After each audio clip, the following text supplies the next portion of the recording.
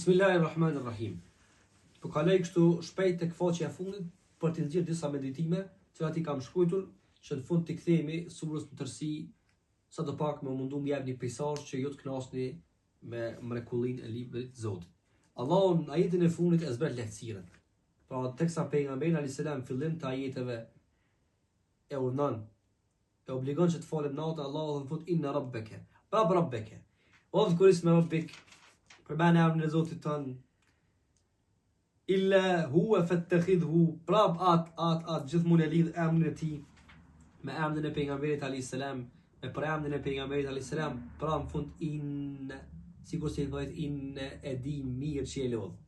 E di mirë se ata që janë me ty janë në raskapit, janë lodh, janë dërmu, saqë thu të vëllezër që çat shumë domthon janë fal, saqë ata domthon ballat e tyre janë kap.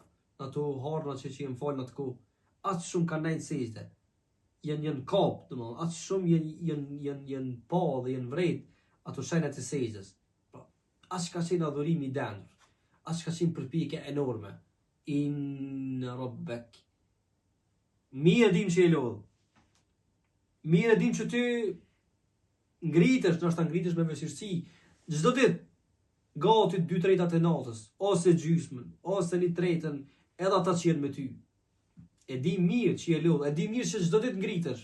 Është baba e pak punë e zahmetshme. E unë këtu inna rabbaka nga meditimi thash unë i marr dy gjëra. Spori e dim se ty edhe ata me ty i ka mundu kjo punë. Por ajo kishte qëllimin dhe synimin qartë, tuhet kalitje për t'i bë ball vështirësisë masanej. E dyta, së dyti nga njëherë ose gjithsesi për kësaj ndarje të falës qëllimi është kryerja, është domthon qëllimi nga kryerja kësaj pune është kënaqësia. Nuk është vetëm falë e çeçafe, po ka një herë fatkeqësisht këtë na elhamdulillah falë, domthon u kry. Për sot u kry elhamdulillah mo jam rahat. Deri nesër. Nuk është qëllimi vetëm u fal kështu me nejt gjithmonë në të ndjenjen që sa më shumë u fal, ama qëllimi është që qëllimi kryesor i namazit është kënaqësia. Është më kënaq njëri. Jo më kënaq kështu në kuptimin e emocionit. Më kënaq, më mbush me energji, më kariku. Jo më fale me ec.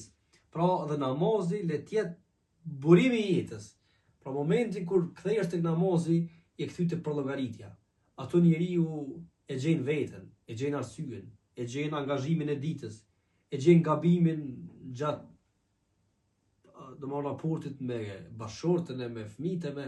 Pra nëse lejohet me thonë kështu, namazi është një fallaj konsulte me Zotin nëpërmjet mënyrës se si ai ta ka përcaktuar atë adhurim.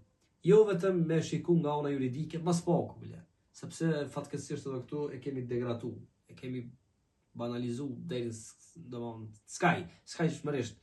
Kur hala diskutojmë se ai që nuk falet është musliman ajo. Inna rabbaka ya'lam. O vëllazër i bie ti falësh, po zahmet kijedën, është bë kjo punë, bëje e gjatë, gati një vit, ose pak më shumë. Ama ajo është burim domthon i energjisë sot gjatë ditës. Pra kur ti e kam pa pejgamberin sallallahu alaihi wasallam me aq vullnet ditën, janë habit. Po ka njerë do njerëz, për shkak se një mend kanë kështu synim e kauz, e namazin e kanë burim kënaqësie, njerëz habiten me energjinë, me vullnetin e me sinergjinë e tij. Po nuk është burimi i kështu lumturisë, kënaqësisë, sinergjisë mirë që e atyre kush e di pasuria e kështu më. Inna rabbaka ya'lamu. Lidhe me Allahun e mandum drejt për drejt.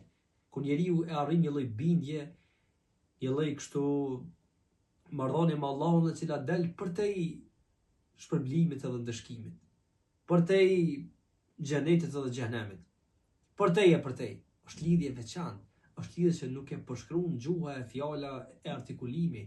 Ajo është lidhje një mend beslidhje kur e qujon e cila wallahi atë lezetin edhe atë ndjenjen e madhështisë njeriu e ndjen, e prek përbrenda vetes tij, përbrenda zemrës tij, është gjithmonë sakrifica, lodhja, edhe shërbimin ndaj të tjerëve, sepse gjithmonë piknisja ka Allahun e mëndum. Adhurimi ka shija më ndryshe kur bëhet në bashkësi. Pra mësimin që e marrën kur Allahu po i thot o taifatu min alladhina ma'ak. Pra o taifatu. Ama kjo zatimet e një sen, ata një men kanë qenë besnik me ty. Pra po, ka njerë një lodh, ka njerë i ka kap nështë ta gjume, sikleti, nështë ta edhe në ismunje. Ama kjo o taifatum. Shumë njerëz o vëllezër për gjatë rrugtimit kushtohen veçërsit ata të lanë. Thonë e braktisin. Së një boj ballë deri në fund.